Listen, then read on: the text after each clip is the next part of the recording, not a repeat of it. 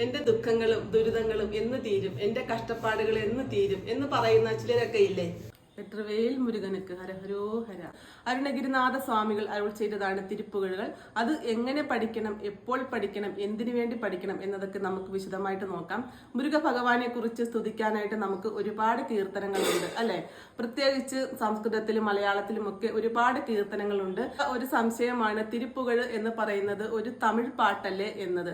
ഇതിന് എന്താണ് ഇത്ര ഒരു പ്രത്യേക ഒരു വിശിഷ്ടമായിട്ടുള്ളത് എന്താണ് എന്നതൊക്കെ. ഇത് ഭാഷയും ഭഗവാന് ഇഷ്ടമാണ്. ഭഗവാൻ നമ്മുടെ ഭാവം മാത്രമാണ് നോക്കുന്നത്. ഭാവം ഗ്രാഹി ജനാർദ്ദന. അത്ര നല്ല കീർത്തനങ്ങൾ നമ്മൾ ഭഗവാനെ കുറിച്ച് ചൊല്ലിയാലും നമുക്ക് ഭക്തി ഇല്ലെങ്കിൽ അതുകൊണ്ട് ഒരു പ്രയോജനവുമില്ല. അരുണഗിരിനാഥ സ്വാമികൾ തന്നെ പറയുന്നത് തിരുപ്പുകഴ് നെരുപ്പൻറ് അറിവോൻ താൻ. അതായത് നെരുപ്പ് എന്ന് പറയുന്നത് തീയാണ്. അതായത് നമ്മുടെ ദുഃഖങ്ങളും നമ്മുടെ ദുരിതങ്ങളും നമ്മുടെ ദാരിദ്ര്യ ദുഃഖങ്ങളും ഒക്കെ ദഹിപ്പിക്കുന്ന ഒരു തീയാണ് തിരുപ്പുകഴ്.